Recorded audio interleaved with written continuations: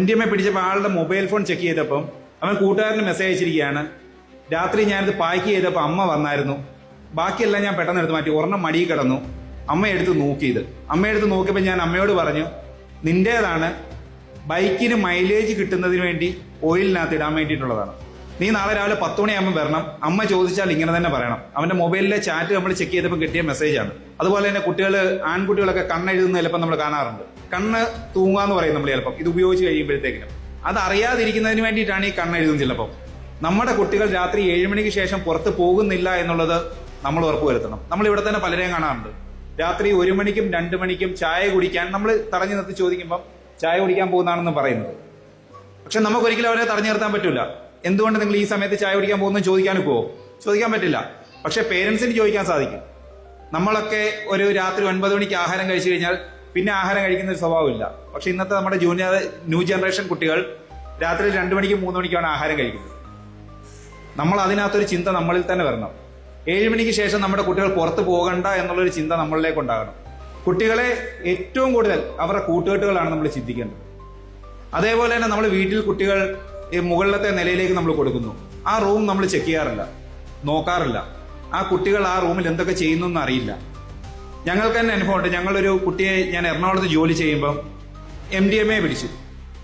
MDMA പിടിച്ചപ്പോൾ ആളുടെ mobile phone check ചെയ്തപ്പം അവൻ കൂട്ടുകാരന് മെസ്സേജ് അയച്ചിരിക്കുകയാണ്. രാത്രി ഞാനിത് പാക്ക് ചെയ്തപ്പോൾ അമ്മ വന്നായിരുന്നു. ബാക്കിയെല്ലാം ഞാൻ പെട്ടെന്ന് എടുത്ത് മാറ്റി. ഒരെണ്ണം മടിയിൽ കിടന്നു. അമ്മയെടുത്ത് നോക്കിയത്.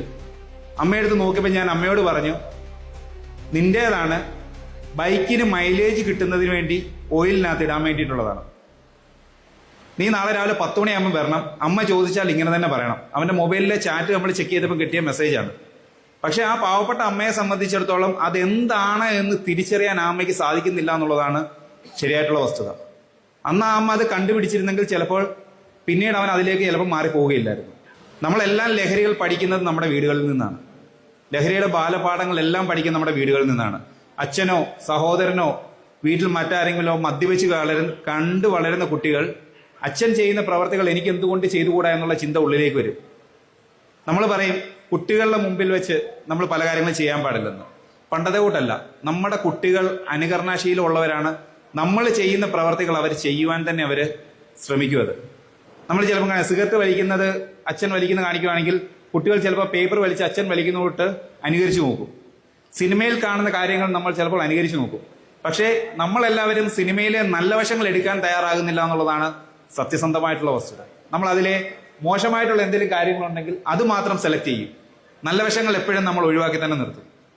നിങ്ങളുടെ കുട്ടികളിൽ ഉണ്ടാകുന്ന ചേഞ്ചസ് നിങ്ങൾക്ക് മനസ്സിലാക്കാൻ സാധിക്കുന്നു. നിങ്ങളുടെ കുട്ടികൾ ആഹാരം കഴിക്കുന്നില്ല, രാത്രിയിൽ ഉറങ്ങുന്നില്ല, ശരീരം പെട്ടെന്ന് ക്ഷീണിക്കുന്നു. അതുപോലെ തന്നെ ആൺകുട്ടികളൊക്കെ കണ്ണെഴുതുന്ന ചിലപ്പോൾ നമ്മൾ കാണാറുണ്ട്. ചിലപ്പോൾ കണ്ണ് തൂങ്ങാന്ന് പറയും നമ്മൾ ചിലപ്പം ഇത് ഉപയോഗിച്ച് കഴിയുമ്പോഴത്തേക്കിനും. അത് അറിയാതിരിക്കുന്നതിന് വേണ്ടിയിട്ടാണ് ഈ കണ്ണെഴുതുന്നത് ചിലപ്പം. പക്ഷെ അങ്ങനെ കുട്ടികളിൽ ഉണ്ടാകുന്ന ചേഞ്ചസ് നിങ്ങൾക്ക് എന്താണെന്ന് മനസ്സിലാക്കാൻ സാധിക്കണം. അങ്ങനെ മനസ്സിലാക്കാൻ സാധിക്കുന്നുവെങ്കിൽ മാത്രമേ നമുക്ക് നമ്മുടെ കുട്ടികളെ നല്ല രീതിയിലേക്ക് കൊണ്ടുവരാൻ സാധിക്കും. സത്യസന്ധമായിട്ട് പറഞ്ഞാൽ ഒരു ജനറേഷനെ നമുക്ക് നേരെയാക്കാൻ പറ്റാത്ത അവസ്ഥയിലാണ്.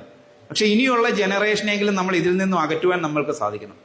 അതിന് നിങ്ങൾക്ക് എല്ലാവർക്കും സാധിക്കണം. നിങ്ങളുടെ പ്രദേശങ്ങളിൽ അതിനുള്ള പ്രവർത്തനങ്ങൾ നിങ്ങളിൽ നിന്നും ഉണ്ടാകണം.